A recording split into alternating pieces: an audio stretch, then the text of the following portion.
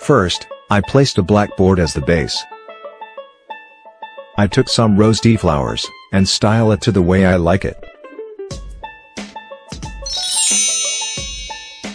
I set up my Godox V1 flash with the Godox Octa 95cm softbox.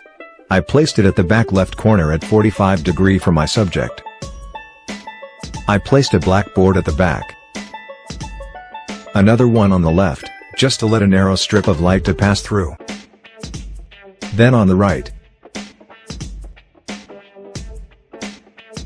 Stop. So, I placed a blackboard here, here, and here, in order to reduce the reflection of light bouncing off from any surface. I used my Canon 5D Mark IV with a 50mm lens. I set up my Godox X2T trigger, to trigger my Godox V1 flash, at 1/4 of power. I set my camera at f8, ISO 400, and shutter speed at 1/100 of a second. Finally I placed a small mirror in front, on the right side of the subject, to bounce off some light from the flash to light up the front part of my subject.